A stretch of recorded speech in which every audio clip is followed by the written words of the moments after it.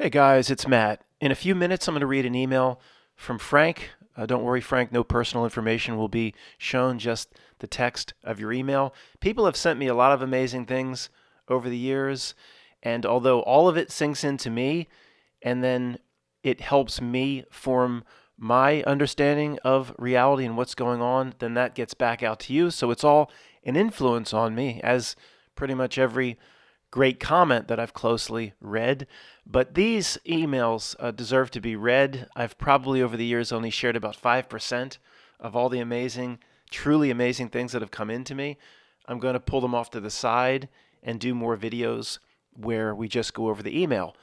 We will agree with parts, we won't agree with other parts. The best hope I have is not for huge breakthrough revelations, but something or a few parts can just expand where we are or move us forward in certain areas. So I'm going to do that with Frank's email in just a few minutes.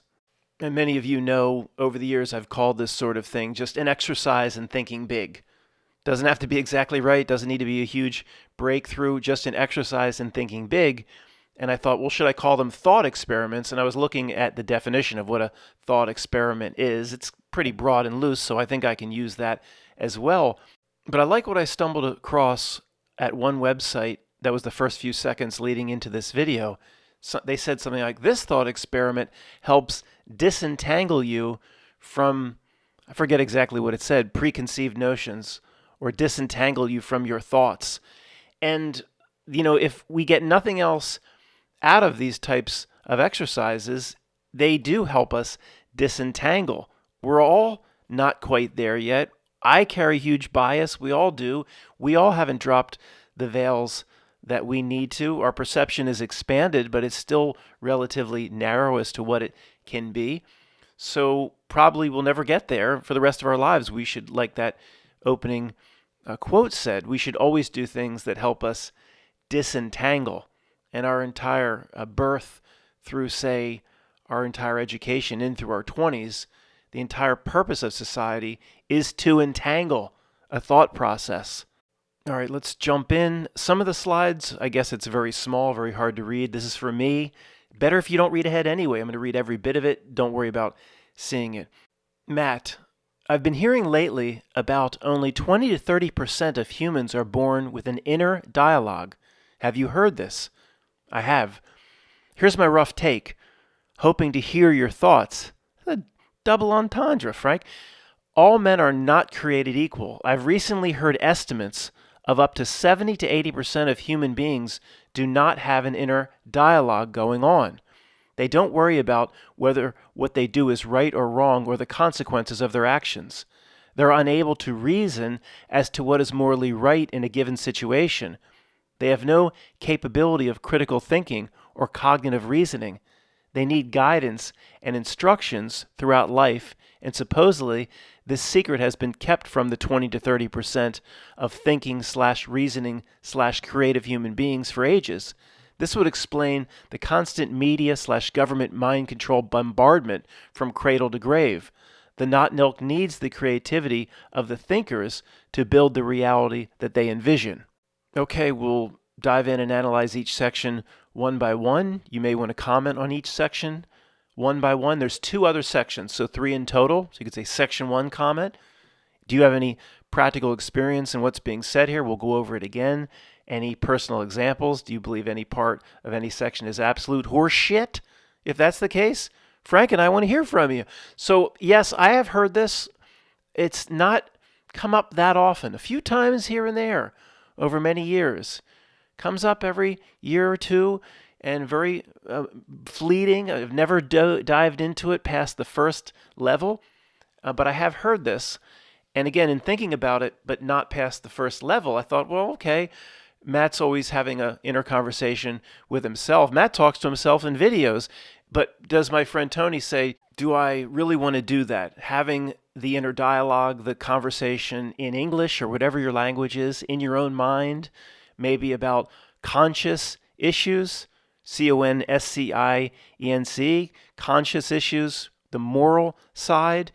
If I do this, how will it hurt this person or affect this person? Okay, I've thought about that might exist, and people have brought that to my attention, but I didn't take it further as Frank is here. I've said, well, if you don't have an inner dialogue, I don't know, maybe that's a characteristic of an NPC.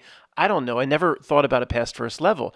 But Frank's saying, well, if you don't have that, these people don't worry about whether what they do is right or wrong, or they don't consider the consequences of their actions. This is where many of you may disagree. They're unable to reason as to what is morally right in a given situation. You know, Immanuel Kant's lectures or writings on conscience, again, conscience, it's the moral side, one's conscience. You know, I'm not going to do that because it'll make me feel bad later. The debate, are we born with conscience? You know, is that really learned, that basic good from evil, right from wrong? I mean, do we have to really be taught by our parents not to go harm animals? I'd say this is instinctive.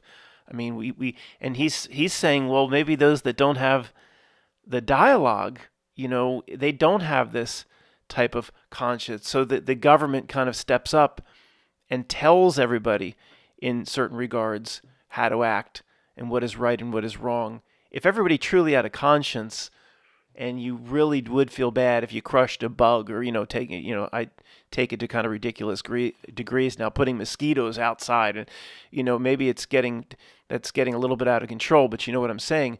If everybody had that, you wouldn't need laws. Of course, you don't. So, you know, do the laws exist because there's so much of the population that doesn't have the inner dialogue? So let's continue. They have no capability of critical thinking or cognitive reasoning. I mean, it's basically the NPC, right? They need guidance and instruction throughout life. And supposedly, the secret's been kept from us that do the thinking and the reasoning and the creative thought processes. So, you know, I agree that, or I've heard many times that this inner dialogue may not exist in a percentage, but if they don't have the inner dialogue, you know, do you agree with Frank that leads to complete automatons that are going to basically be, you know, act like the NPC?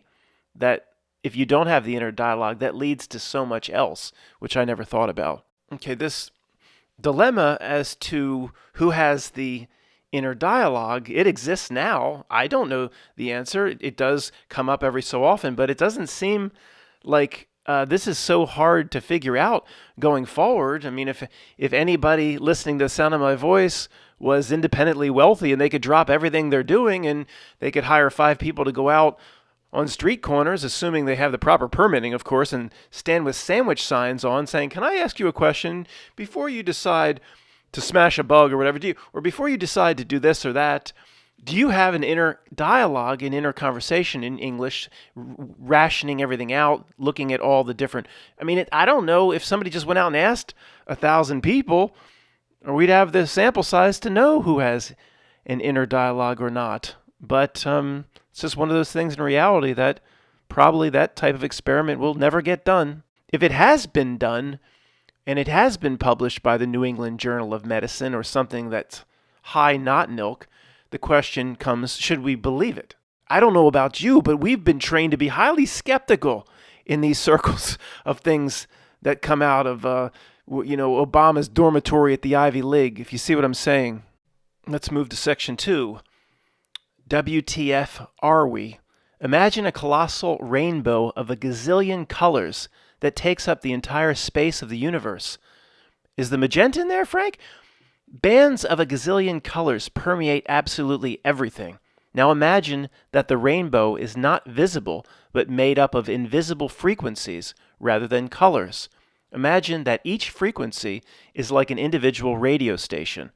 A gazillion radio stations simultaneously broadcasting everywhere throughout this universe, 24/7, 365, forever and ever.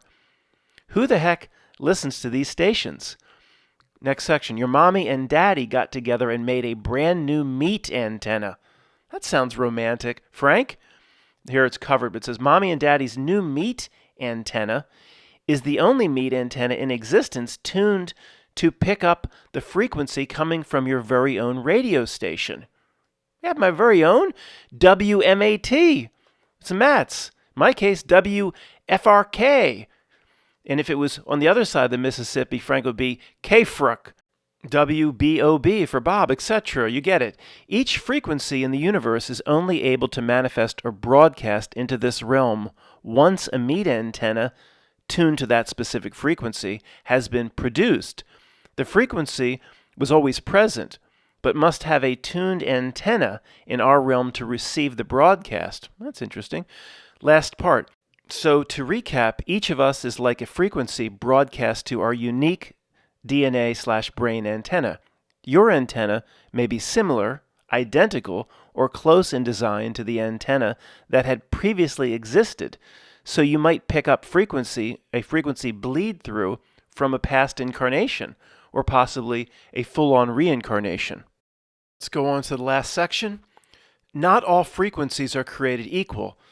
Estimates of up to 70 to 80% of the frequencies that incarnate in this realm do not possess the same features of the remaining 20 to 30%.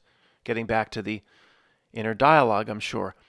This has to do with frequencies, not race, not bloodlines, or anything like that. Your own father, mother, brother, sister, or child could be on the other wavelength. It depends on your particular DNA brain/meat antenna. One thing that jumped into my head as I read this section, there are some very smart people that have told me flat out that you could be very real. The highest spiritual incarnation here. That does not mean your brother is. That does not mean your mother or your father is. Could be completely different incarnations. Even some people say NPCs or a lower incarnation. Okay, that does resonate with me for many reasons. Last paragraph is a long one, so WTF is going on here. There is no tomorrow, there is no yesterday, there is no past, there is no future, there is only now. All we take from this life is our memories, dreams, and experiences. Vivid dreams we can still remember are made of the same substance as memories. Yesterday and years ago are made of the same thing and can take up the same space in your mind. All we've only had is now. We can make our bubble beautiful and create something beautiful or wonderful to leave behind. We can at least create good memories. We can create whatever amazing, fantastic now we want in the blink of an eye, if everyone was on the same wavelength. But we're not on the same wavelength and never have been. The majority do not have an inner dialogue or possess the ability to critically think. The Not Ilk has always known this and has spent ages coming up with a 24/7 bullshit clown show to razzle-dazzle the whole effing lot of us into believing their version of day-to-day reality. They need to occupy us from cradle to grave 24/7 because in reality, the now is mushy and pliable, no doubt. It can be shaped new every moment.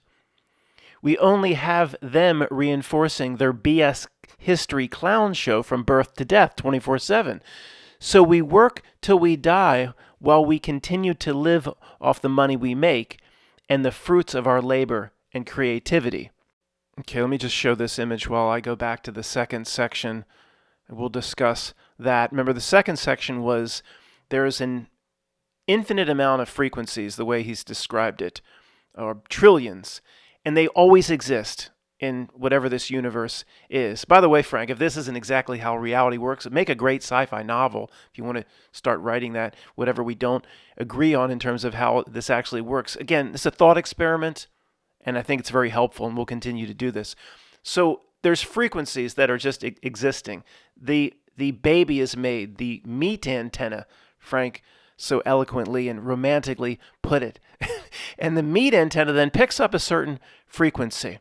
Now, I liked reading this because the first thing I think when I'm reading this is my views on this solipsism, which is, 30 seconds or less, the belief that you exist. You can't prove anyone else really exists. That would be not provable or improvable, if that's even a word. So it's possible then you only exist, and even Matt or whoever else, your mother, your father, don't. Okay, that I don't take a hardcore solipsism view, but I inch towards it very, very slowly. I'm still 1,000 miles away from it, but an inch towarding it, like a towardy cat, inching toward it slowly. What was talked about, say, last week, that at the outer layer of the screen, Tony, for example, or somebody else in our world may have a different outer ring reality. There may be many more differences in the outer ring or outer screen reality. So our realities are not exactly the same. They don't exactly fit one on top of the other. And this it's a different way of explaining it via these frequencies. Now, the one thing, I'm not thrilled with, if we're all on the same frequency, not all, he says we're not on the same. Here he says not all frequencies are created equal. But in reading the first part, it's like, okay, these frequencies exist. I'm born as a baby, my meat suit, I pick up this frequency. Tony or whoever picks up another one. But then it's like we're all NPCs. If we're all sharing the same universal frequency, that did concern me. But then he says here, again, not all frequencies are created equal. Remember, one of the main reasons for the email was about the inner dialogue, that only 20 to 30% have an inner dialogue, say in English, that were one weighs conscious actions or moral action. So here he's saying not all frequencies are created equal. 70 to 80% do not possess the same features in terms of their frequency of the remaining 20 to 30%. Getting back to, the inner dialogue. This does not have to do with race or bloodlines, or he's saying, or anything that we thought. Your own father, mother, sister could be on a different wavelength.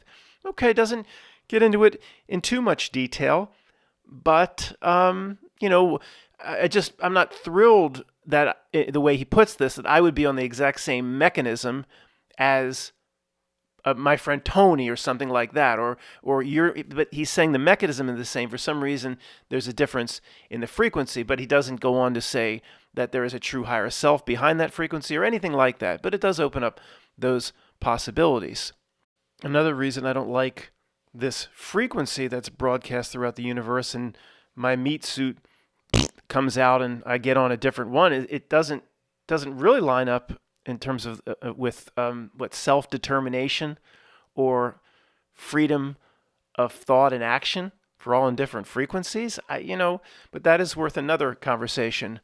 We were certainly convinced we have self-determination and complete freedom of thought and action, where a lot of smart people would still say, even if they believe in, that you're spiritually part of a higher self or spiritually part of something that's not here, some people would say, yeah, you're here to gather the information and you believe everything you're doing is you, but it ain't, dude. You're just here to gather the information. And that, that's not my view, but it is the view of some.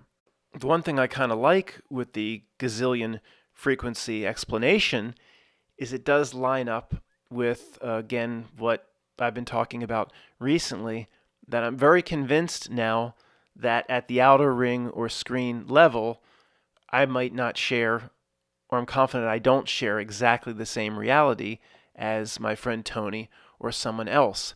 I think the rings that come closer to us, we do share much more of the same reality. But as the rings go out, I think it does get fluid. This, he described everybody's different frequency. Mine's WMAT, W Matt. I kind of like what he's saying in this regard. If there's an infinite number of frequencies and everybody's on a little bit different one, then that does, in a way, a small way, line up with the different realities may exist at the screen level. Either way, the reality, the asshole dark or the not nilk reality, in my opinion, has become expert at making realities at the outer ring different amongst or between people. Where potentially 100 years ago, it didn't have this ability, or it struggled, where it wants to create as much chaos as possible and have little facts and nuances at the outer ring of reality different person to person, but it didn't have the buttons and levers 100 years ago. It may be so with whatever CERN is or whatever technology exists, it seems like it's way more adept, this asshole Dark, at getting the reality differences different between and among people at the outer screen layer. So much so that, who listening to the words coming out of my mouth recognizes the world. It is just completely broken down across the board, inexplicably. YouTube still feeds me videos from when I used to watch a lot of the movie reviewers try to cover how everything's being destroyed and the woke elements, and I still get email recommendations and still will watch from time to time, not like when I was diving into it 2 months ago, but Robot Head. What was the recent one? They're all big on this Velma now, the Scooby-Doo character that is just the most offensive, divisive, horrible, wretched cartoon where everything is social justice warrior, woke, belittling of men. It's just absolutely wretched. And it is very frustrating to people like me and you that, what demonic element of society could ever even approve a project like that. We know what it's there for, ultimately there for. We know the not milks tactics at the first and second and third, sentence. And then we don't need to go past the first few sentences. It's there to divide. It's there to hide people from understanding their true selves. Okay, we know that. But it is still frustrating that I can't go back to my friend Tony and say, Tony, now, how many years has gone by since I mentioned like all of these movies and franchises are all being destroyed, and are you still going to come back to me with an email that says, Matt, there is no conspiracy. Let me tell you about what the latest version of communism looks like. Well, then that would be a conspiracy. He means there's not like a ultimate reality conspiracy the way we talk about. But it's funny though, he does say there is no conspiracy, but then he'll talk about communist infiltration and what is that? All that horse shit that people still in the truth community bow down to, that Yuri, the ex-KGB agent. He didn't give away anything other than what they wanted to give away, whether he thought he was helping out or not. Anyone like that is participating in the giant script. Okay, from the last section, there is no past, there is no future. This is widely accepted in our community, that you agreed to incarnate here in some respect. The last conversation before you were born, whatever it took here, even if you believe in multiple lives, you go in and out of the door. This is my belief, but it is also the belief of others. You'll go in and out of the door in 1/2 of 1 millisecond. You could have lived an 80-year life or multiple lifetimes, and then you'll be right back to where you were. No time will have passed outside of this realm. I say that definitively, like I know. The inner knowing just screams that to me. But do I know? Of course not. Time is just an illusion based on perception. I mean, it's so obvious at this point that, there's no time passing outside of whatever this realm is. A little bit of a conflict or argument comes out of Frank's last section, where first it seems like, okay, a great majority are on this frequency where they don't have this inner dialogue. So one might say, well, then if they don't think for themselves, they don't have a true Immanuel Kant, quote, conscience, and they're not critical thinkers, all of what Frank says here, then they should be incredibly easy to influence or to shape or mold from a not-nilk perspective. And somebody just literally leapt out of the bathtub like Spider-Man. They're hovering on either edge of the porcelain. The water just went everywhere. Matt, are you kidding me? Of course they're easy to shape and mold. What are you talking? Well, give me a minute to finish my argument. Get back in the water. Damn it. I'm not done my argument. Okay, yes, I hear you. But think of a shepherd with a sheepdog or whatever. All these sheep, it's just a shepherd, one guy with a bad leg and a wooden stick and his dog. He doesn't have to work hard. These sheep just go wherever. The point is, look how it's strange how hard they have to work. They're working so hard 24/7 in whatever ways or reality buttons and levers or mechanisms they have, that it's not the purpose here. They're always getting up in our business. They're not yawning with their feet up in the control room. I don't mean to do this to everybody, but everybody just yawn, right? Why is that addictive or contagious? They're not just one guy with a stick and a sheepdog and thousands of sheep. He doesn't have to work hard. I hear you. But then it's like, okay, they obviously, I look around all the zombies around us, they believe the news, they have ready-made explanations and scripts as to why all this woke stuff is just destroying everything. The war in a certain country, not to be named, it makes no sense, but that it makes perfect sense to everybody on the ship of fools. Okay, yeah, in one sense it's easy, but then why are they always working so hard? And in terms of what Not Nilk puts out from the screen, there's always a new controversy. There's always a new spin. There's always a new conspiracy. It's just ever ending.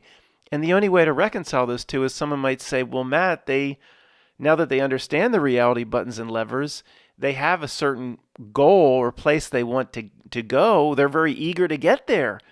They're very eager. They're paddling as hard as they can. They have a place or a finish line they want to get to. I don't know, because it doesn't seem like they have a finish line. Matt, you're in a Mobius loop just going round and round. I hear you. Sometimes I get there. It doesn't seem like as long as these creeps like Melvin P are game addicted and they're going to continue to be their lower level type of spiritual incarnation, they don't have anywhere to go. So, okay, I don't know if that came out right. Obviously, it's just amazing to us how everybody just bows down to whatever absurdity comes on the news. But it's funny, if it was so easy as it is to influence this segment that doesn't think critically or has no what did he put it, internal thought process, or internal dialogue or self-dialogue, then maybe it's working so hard to influence those 70% that are maybe easy to influence, because those 70% then influence us. Do not the people around us, most people, not you and me, who are now outcasts, turned up backwards on the donkey like Mel Gibson in Beyond Thunderdome, put on the damn donkey, set out into the desert like Lawrence of Arabia with the damn paper mache head on backwards and the water bottle dangling off the donkey. We're like that. But most people aren't in our shoes. Most people are influenced by their... So the most real people in this world, how many ever there are of us, would you say they've woken up? Do you say that whatever real people that are out there, whether it's another 144,000, that stupid number keeps being used all the time, or another billion, how many ever real people there are, I know it's potentially from the Bible and everything, it's just used too much in the truth community. Okay, this 144,000, there's no basis for it being used as much as it has over the years in our truth community. How many ever real people are out there, they don't have the degree of discernment that we have, that we've dropped veils and whatever. So they are influenced by the people around them that may not be very real, that may be in that 20 to 30% that Frank describes. Maybe that's why they work so hard, because ultimately they only care about the real people, maybe the people that help shape reality. That might be a way to reconcile these two positions. So see, when you jumped out of the bathtub, just give me a few minutes on the back end. This shit ain't easy to talk about. Dude, I can't talk about it no more. My brain's going to fry. I got to go down to that Frosty Cream where Sling Blade got his fries and then get the biggins. I'm out of here. Thanks for listening, and thank you, Frank, for helping us with this thought experiment. What you got in there that's any good? Our French fries, they say, are good, sir. We have small and large. I'll take the biggins. Mm-hmm.